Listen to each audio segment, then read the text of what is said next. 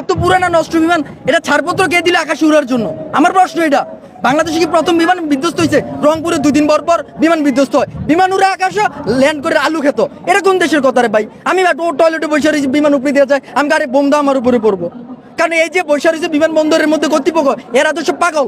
এরা কোনো চেকিং না করে বিমান ছাইরা দেয়। পাইলট কি সব জানে? পাইলটের কাজ হলো বিমান চালানো। এরা যে চেকিং একদিন আগেই চেকিং করতে হয়, ছাড়পত্র দিও, তারপর বিমানে উঠতে হয়। বাংলাদেশে আকাশে যদি বিমান উঠে তাহলে ইঞ্জিনিয়ার কর্তৃপক্ষ ছাড়পত্র নিতে হবে। দরকার লাগলে 7 লক্ষ কোটি টাকা বাজেট এনে দিয়ে দাও, তারপরে আমরা বোম আকাশে চাই না। 71 সালে আমরা বিমান বাহিনী ছাড়া যুদ্ধ করছি না? আমরা নিজেরা ভাই স্বাধীন করতে পারি, যুদ্ধ করতে পারি। হ্যাঁ, বোম আমরা আকাশে চাই না। এতগুলো নিষ্পাপ বাচ্চা মারা গেছে, তাই আপনি দিবেন? এই ইঞ্জিনিয়ার কর্তৃপক্ষ থাকে এটাকে চেকিং করার জন্য, এটা নষ্ট না ভালো। বিমান বাহিনী কর্তৃপক্ষ যারা এটাকে ছাড়পত্র দিচ্ছে আকাশে উড়ার জন্য, তারা এই দায় নিতে হইব। আর যদি এরকম না থেকে কেন থাকলো না, এটার জন্য বিমান বাহিনী কর্তৃপক্ষ দায়ী করতে হবে।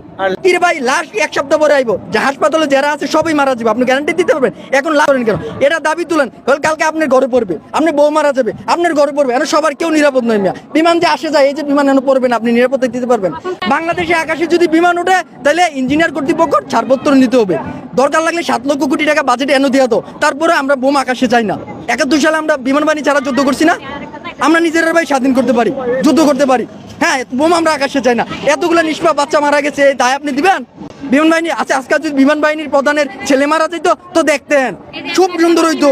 এখন গরিব মানুষ মারা গেছে, 2 দিন পরে আমি মরবো, আপনি মরবেন। হুট করে একটা বিল্ডিং, আমি টাকা দিয়ে বিল্ডিং বানাবো, একটা বিমানে আমার বিল্ডিং উপরে শেষ, আমরা সবাই শেষ। জয় বাংলা। গতকালকে আপনার দেখা ঘটনাটা কতটা হৃদয় বিদারক ছিল? আরে হৃদয় বিদারক কি মিয়া? আমি কানতে কানতে শেষ, আমার বাতিজা লাগে মারা গেছে মিয়া। হ্যাঁ, আপনারা এটা জিজ্ঞেস করেন, এটা জানেন না? এটা দেখেন তো সব নারকেল গাছের অবস্থা দেখেন, মানুষ কি হয়েছে ভিতরে।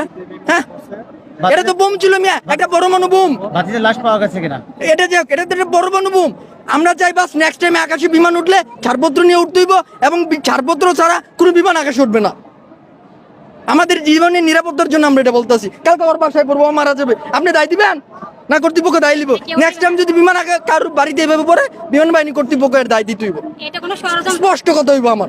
ওকে ভাই, থ্যাংক ইউ। কত শিক্ষার্থী আসলো ভাই একটু বলবেন, কত শিক্ষার্থী আহত এবং নিহত হয়েছে? আরে ভাই, মনে করলেন যা আছে সবই তো আহত। আপনি দেখেন না ক্লাসগুলোতে কতজন ছাত্র করে ছিল, এটা হিসাব করে সব আহত, আস্তে আস্তে নিহত হইতেছে মিয়া। নিরপরাধ শিশু, বাচ্চার মাগুলো সবগুলো বেহুশ হয়েছে। এখানে বিমান বাহিনীর প্রধানের ছেলে থাকতো বা মেয়ে থাকতো তো দেখতেন এখন কি হয়। সব তো গরিব মারা গেছে, এর জন্য কোনো জ্ঞান নেই।